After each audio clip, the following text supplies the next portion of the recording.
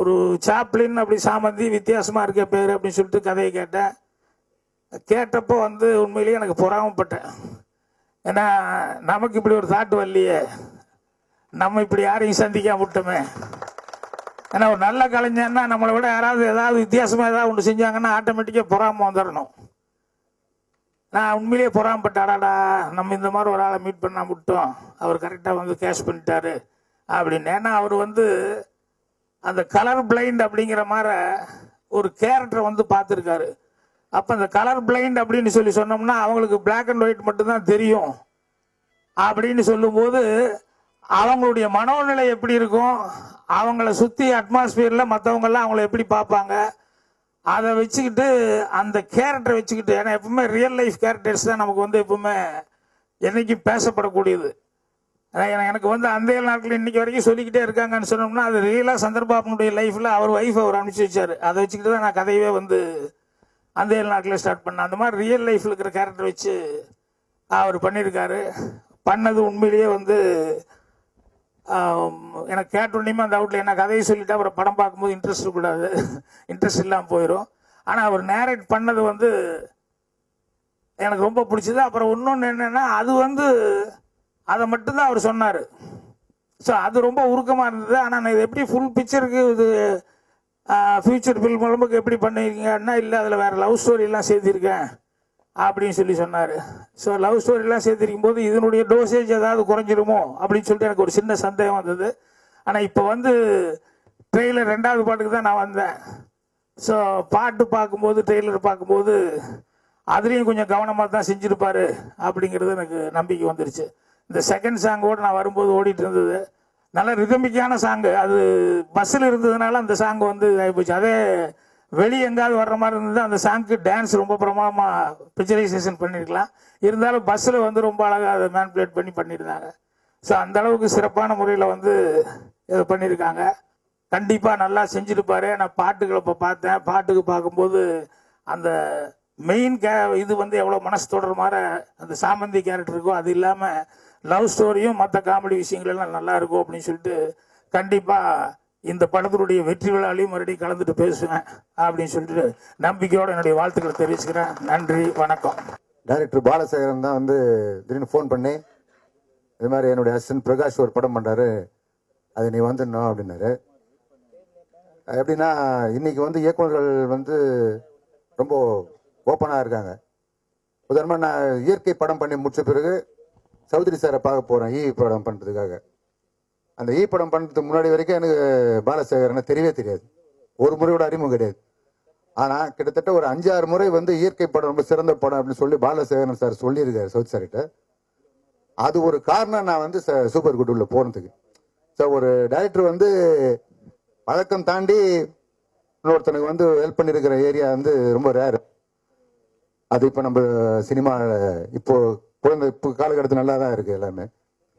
இந்த சாப்ளின் சாமந்தின்னு பேர் வச்ச உடனே, அதாவது ஒருத்தன் வந்து ஒன்று சூஸ் பண்றான் போது அதுல வந்து எதை சூஸ் பண்றான்னு ஒன்று இருக்கு இல்லையா.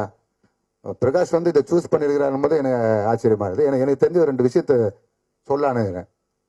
ஏன்னா உலகத்திலேயே ஒரு மிகப்பெரிய சிறந்த சினிமாக்காரன், தலை சிறந்த சினிமாக்காரனா அது சாப்ளின் தான் அப்படின்றது என்னுடைய நம்பிக்கை. ஏன்னா பெர்னாட் ஷா ஒரு தடவை சொல்லியிருக்காரு. என்ன சொல்லியிருக்காருன்னா, சினிமா உலகத்திலிருந்து ஏகப்பட்ட அறிவாளிகள் அறிஞர்கள்லாம் வந்திருக்காங்க. நூற்றுக்கணக்கான அறிஞர்கள் உலக சினிமாவிலேருந்து வந்திருக்காங்க. ஆனால் இது வரைக்கும் ஒரே ஒரு மேதை தான் வந்துருக்கான், அவன் தான் சாப்ளின் அப்படின்னு சினிமாவிலேருந்து வந்த ஒரு மேதை சாப்ளின்னு பெர்னாட் ஷா சொல்றாரு.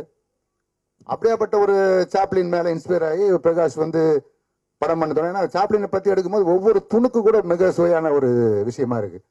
உதாரணமா கவிஞர் இளவேனில் வந்து ஒன்று நான் தான் கேட்டேன் இளவேனில்கிட்ட, என்ன சார் இது மாதிரி ஹிட்லரோட மீசியை போய் வச்சுன்னுக்கிறார் பாரதிதாசன். ஏன்னா அவர் பாரதிதாசனுடைய வழி வந்தவர். பாரதிதாசன் என்ன சார் ஹிட்லரோட மீசி வச்சுன்னுக்கிறாரு? உன்னை இதை நான் அவர்கிட்டே கேட்டேன் அப்படின்னாரு. பாரதிதாசன் கேட்டதுன்னா, ஏன் சார் நீங்க ஹிட்லரோட மீசியை வச்சுன்னுக்கிறீங்களா அப்படின்னு. யார் சொன்னது ஹிட்லரோட மீசை? இது சாப்ளின் மீசை. ஹிட்லரே சாப்ளினை பார்த்தா அந்த மீசையை வச்சாருன்ற தகவல் அவர் சொன்னார். இது வந்து ஏன்னா ஹிட்லர் வந்து சாப்ளினோட ரசிகன். ஹிட்லர் வந்து சாப்ளினோட ரசிகன். அந்த சாப்ளினை ரசித்தவர் பிரகாஷ். ஸோ இந்த அவர் தொட்டத்திலேயே வந்து வேற ஒரு வித்தியாசமும் ஆழமும் உணர்ச்சிகரமான ஒரு விஷயமும் அது இருக்குன்ற நம்பிக்கை எனக்கு இருந்தது. முன்னேற்ற ட்ரைலர் வந்து பார்த்தா படத்தில் இங்கே போட்டு காமிச்ச பாட்டை தாண்டி இன்னொரு பாட்டு இருக்குது, சாப்பிட்டு பத்தி ராஜ்குமார் எல்லாம் சேர்ந்து செய்கிற மாதிரி பாட்டு. அந்த பாட்டு ரொம்ப மிக சிறப்பாக இருக்கு. அது விஷுவல் போடல நம்ம இன்னைக்கு. அந்த பாட்டு ரொம்ப சிறப்பாக இருக்கு. இந்த படம் வந்து வெற்றி அடையணும். வெற்றி அடைந்தா இன்னும் நிறைய பேருக்கு அது வைரஸை சொன்ன மாதிரி எல்லா விஷயத்திலும் கவனம் பண்ணி வெற்றி அடையணும். சரியா பண்ணியிருந்தாலும் எல்லா விஷயத்திலும் கவனம் பண்ணி வெற்றி அடையணும். அதுக்கு நாங்களாம் இயக்குனர் சங்கத்தின் சார்பாக நாங்களாம் உறுதுணையாக இருப்போம் என்று கூறி விடைபெறி நன்றி. நண்பர் பிரகாஷ் சொன்ன ஜிஸ்ட், இந்த படத்தினுடைய ஒரு ஜிஸ்ட் வந்து ரொம்ப பைரா சார் சொன்ன மாதிரி ரொம்ப பொறாமப்பட வச்சது என்னையும். ஆனால் இந்த படத்தோட விஷுவல்ஸ் பார்க்கும்போது குழந்தைகள் மட்டுமல்ல எல்லாருமே லைக் பண்ணுற மாதிரி இந்த படம் இருக்கும் அப்படின்னு சொல்லிட்டு அந்த சாங்கில் வந்த மாண்டேஜஸ் வந்து ரொம்ப நல்லா இருந்தது. அந்த ஒரு கல்யாணம் எப்படி நடத்தி வைக்கிறாங்க அப்படிங்கிற விஷயத்த ரொம்ப காமெடியாக ரொம்ப இன்ட்ரெஸ்டிங்காகவும் சொன்னாங்க. ஸோ இந்த படம் குழந்தைகள் மட்டுமல்லாமல் எல்லாரும் போய் சேரும் என்ற நம்பிக்கை இந்த ட்ரெய்லரையும் இந்த சாங்ஸையும் பார்க்கும்போது வந்திருக்கு. இந்த சாங் மியூசிக் டைரக்டர் கண்ணனுடைய மெலடியும் சரி, அந்த கூத்து பாட்டும் சரி ரொம்ப ரொம்ப ரொம்ப ரொம்ப ரொம்ப நல்லா இருந்தது. இந்த படம் மிகப்பெரிய வெற்றியடைய என்னுடைய வாழ்த்துக்கள், பிரார்த்தனைகள். எனக்கு எப்பவுமே பேசுறதுல கொஞ்சம் இடர்பாடு உண்டு. ஆனால் இந்த படத்தை நான் வந்து உங்கள்கிட்ட கொஞ்சம் ஷேர் பண்ணிக்கணும்னு ரொம்ப விரும்புகிறேன். ஏன்னா இந்த படத்தோட இயக்குனர் வந்து முதல்ல ஒரு குறும்படம் எனக்கு காமிச்சார். அது வந்து இந்த படத்தை விட வேற மாதிரியான ஒரு படம். அது ஒரு மூட்டை தான், அந்த மூட்டைக்குள்ள ஒரு உருவம் அப்படிங்கிற ஒரு இதை வந்து ஒரு 2005 எனக்கு காமிச்சார்.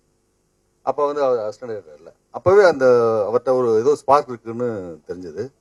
பட் இந்த ஃபில்மை இப்போ இந்த விஷுவலை இதுக்கு ஒரு 10 நாளைக்கு முன்னாடி எங்கிட்ட காமிக்கும் போது எல்லா பேருமே வித்தியாசமான படம் சும்மா பேசிக்கிட்டு தான் இருக்காங்களே தவிர அது கொஞ்சம் வித்தியாசமா இருக்கு, அவ்வளோதான். ஆனால் இந்த படம் உண்மையிலேயே வித்தியாசமான அப்ரோச்சு.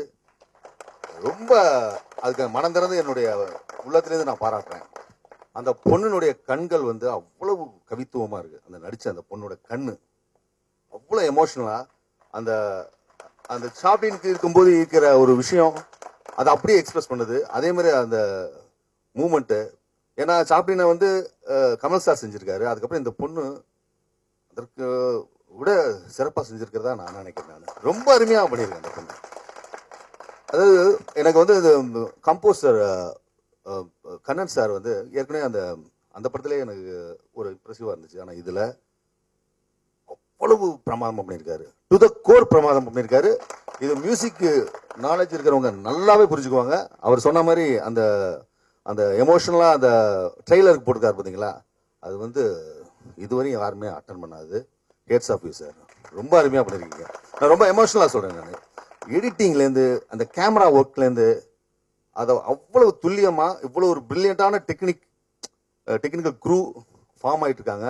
ரொம்ப நல்லா இருக்கு, அது வரவேற்கிறேன். ஏன்னா ஒரு டெக்னிக்னா ஒரு மாதிரி கோரி ஃபிலிம் தான் அப்படிங்கிறது இல்லாமல் ஒரு என்டர்டைன்மெண்ட் ஃபிலிமில் இவ்வளவு ஆஸ்பெக்ட்ஸை வச்சு பண்ணுறதுங்கிறது மிக கடினம். ஏன்னா நான் கமர்ஷியல் டைரக்டர்ஸ் ஒர்க் பண்ணியிருக்கேன், நான் இந்த மாதிரி படம் பார்த்துருக்கோம் வச்சுருக்கோம். ஆனால் இப்படி ஒரு விஷயத்தை எடுத்து கையாண்டதுக்கு அதை தயாரிப்பாளர் மணிகண்டனுக்கு என்னுடைய நெஞ்சார வாழ்த்துக்கள்.